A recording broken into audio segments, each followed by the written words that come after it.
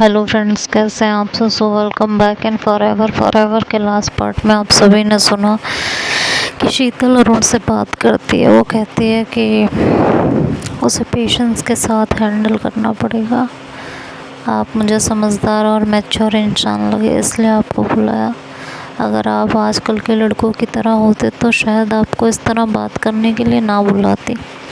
आपके साथ कनेक्ट होने में उसे थोड़ा वक्त लगेगा, हो सकता है शादी के बाद भी थोड़ा सा टाइम लगे। किसी पर भरोसा करने में थोड़ा वक्त तो लगता है ना रो, खासकर जब पहले एक बार दिल पर ठेस लग चुकी हो। आपको पता ही होगा, कुछ महीने पहले श्री की सगाई हुई थी और शादी टूट गई थी। हालांकि दोनों में ऐसी कोई बात नहीं थी, वो लड़का किसी और से प्यार करता था, पर उसने और उसके परिवार ने ये बात छिपाई थी। श्री को धोखे में रखा और रिश्ता टूटने के लिए सबने श्री को ब्लेम किया। इस वजह से भी श्री का दिल दुखा है। शीतल ने ये बात अपनी तरफ से बनाकर घुमा फिरा कर अरुण को बताई थी और आगे कहा कि इसलिए भी आप पर भरोसा होते होते ही होगा उसे, और जब तक ऐसा नहीं होता आपको इंतज़ार करना पड़ेगा और मुझे भी झेलना पड़ेगा, क्योंकि श्री हमेशा से मुझ पर इमोशनली डिपेंड रही है। आई होप कि आप मेरी बात समझेंगे और इन बातों को अदरवाइज़ नहीं लेंगे। मैं अगर कल की श्री की बातों से कल की श्री की बातों से आज मेरी किसी बात से आप शादी से मना करने की सोच रहे हो तो बता दीजिए, मुझे श्री को संभालने में थोड़ी आसानी होगी। मना भी कीजिएगा तो रिक्वेस्ट है कि श्री पर ब्लेम ना आए। अरुण अभी तक चुपचाप शीतल को सुन रहा था। कुछ देर वो सोचता रहा और फिर बोला कि शादी से इनकार क्यों करूँगा, मैंने ऐसा कुछ नहीं सोचा है। हाँ, मेरे मन में श्री को लेकर कुछ डाउट्स थे जो मैं क्लियर करना चाह रहा था, पर श्री मिलने के लिए मानती ही नहीं थी, इसलिए कल फ़ोन पर बात की। पता चला अपने पापा की खुशी के लिए शादी कर रही है।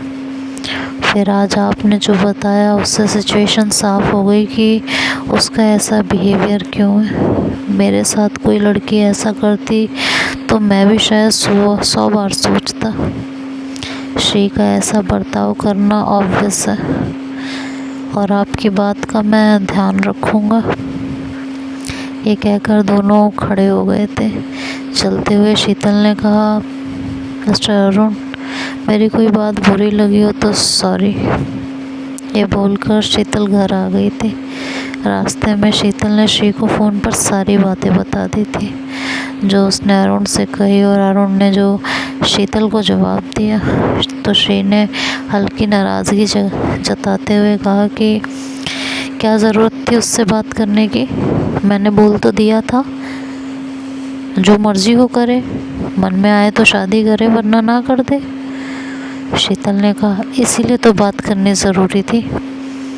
मैं नहीं चाहती थी कि तुम्हारी इग्नोरेंस की वजह से वो शादी से मना कर देता तो अच्छा होता ना, मेरी जान छूटती।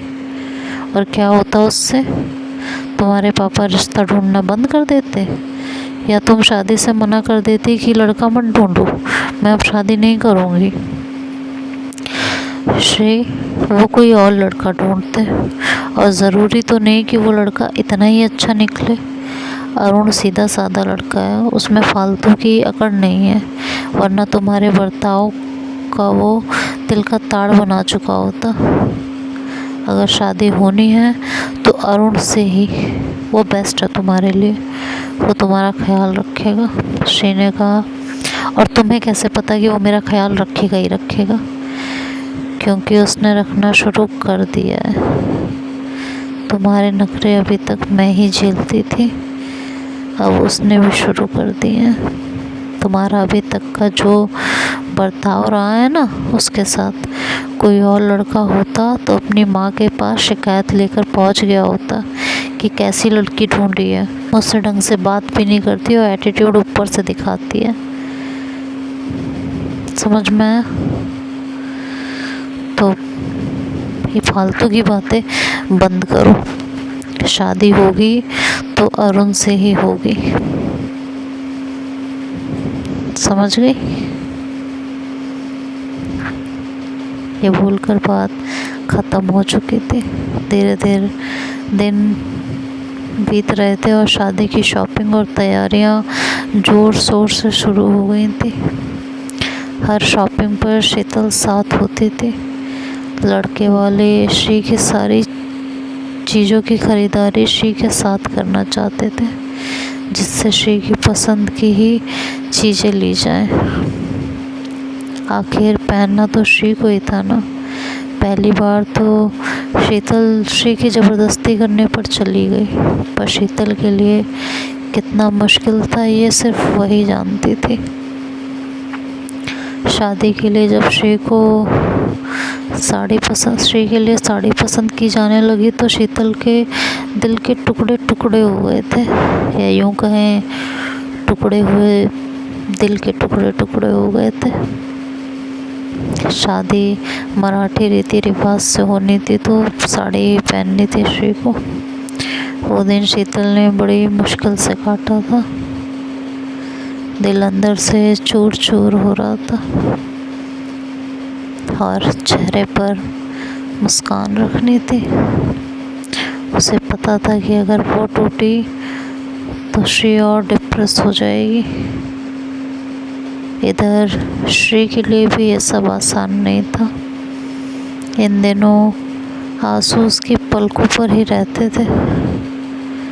गुमसुम रहती थी, ना तो हंसती थी, ना मुस्कुराती थी, ना किसी से बात करती थी। उस दिन शॉपिंग से लौटकर शीतल अपने बिस्तर पर जाने कब तक रोती रही। जैसे जैसे शादी का दिन नज़दीक आता जा रहा था, शीतल की घबराहट, बेचैनी और श्री की आँख के आंसू और खामोशियाँ बढ़ती जा रही थी। उस दिन के बाद से शीतल दोबारा उन लोगों के साथ शॉपिंग पर नहीं गई। कभी ज़रूरी काम होने या मम्मी की तबीयत खराब का बहाना बना देती। शादी को मुश्किल से अब एक ही हफ्ता बचा था।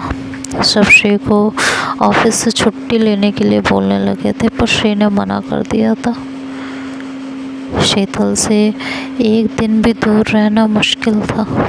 इतने दिन उसे देखे बिना तो मर ही जाएगी। वैसे भी शादी के बाद कुछ दिन की छुट्टी लेनी उसकी मजबूरी थी, तो श्री ने बहाना बनाया कि ज़्यादा छुट्टी नहीं मिलेगी। श्री और शीतल ने डिसाइड किया था कि शादी के 3-4 दिन पहले और शादी के 1 हफ्ते बाद तक की छुट्टी ली जाएगी, और अगर ज़रूरत लगे या ससुराल में और छुट्टी लेने को कहा जाए तो 2-4 दिन की छुट्टी और ले ली जाएगी। श्री को ये कुछ खास पसंद नहीं था, पर छुट्टी लेना उसकी मजबूरी थी।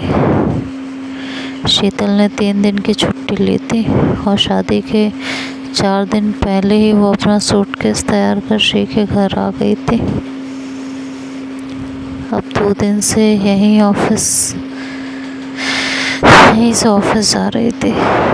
दिन काम में और रात एक दूसरे के सीने से लग के रोने में बीत रही थी, और अब शायद उम्र भर रोना ही था, पर अलग अलग। रोने के लिए ना एक दूसरे के कंधे का सहारा मिलना था और ना बाहों का घेरा। दोनों तड़प रहे थे और इसी तड़प में सारी रात गुजारनी थी और आगे सारी उम्र।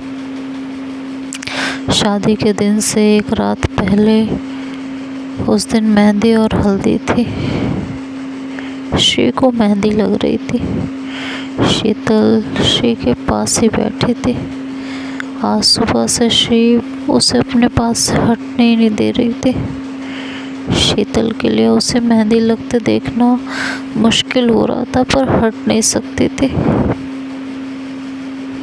ना ही कुछ कह सकती थी। ज़रा सा कुछ कह देती तो शीतल, तो श्री का रोना शुरू हो जाता। अपने मन को बहलाने के लिए फ़ोन में गेम खेल रही थी, कभी सुडोकू तो कभी स्नैक वाला, पर मन लग ही नहीं रहा था। आखिर में घंटों बाद मेहंदी का कार्यक्रम ख़त्म हुआ तो शीतल को चैन आया। वक्त के साथ चीज़ें कैसे बदल जाती है ना। यही श्री कभी मेहंदी लगाती थी तो शीतल बड़े प्यार से उसे निहारा करती थी, और आज शीतल बेचैन हो रही थी। शीतल मन ही मन सोच रही थी कि पहले मेहंदी मेरे लिए लगती थी तो मैं कितने प्यार से देखती थी। इस मेहंदी की खुशबू, इस पे चढ़ने वाला रंग बस मेरे लिए होता था। इसका प्यार मेरे लिए होता था, और घंटों बैठ के इतनी मेहनत सिर्फ मेरे लिए होती थी।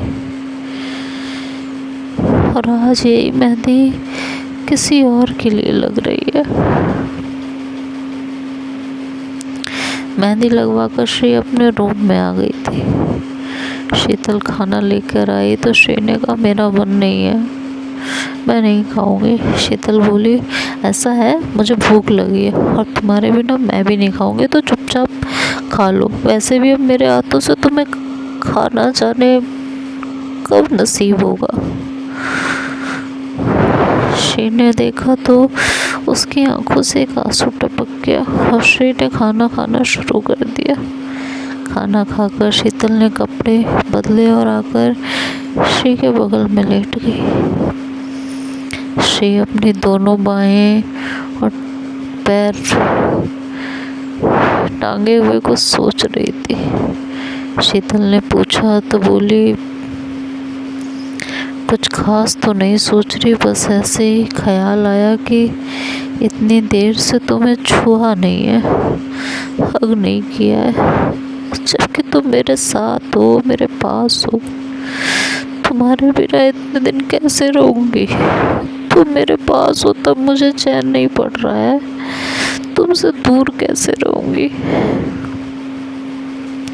ये कहते कहते उसका गला रुंध गया था, आँख से आंसू गिरने वाला था, लेकिन उसने खुद को जब्त कर रखा था और अपने आंसुओं को अपने आँखों की चौखट पार करने की इजाज़त नहीं दी उसने। और फिर एक उदास हंसी हंसकर बोली, कमाल की बात है। शीतल ने कहा, क्या?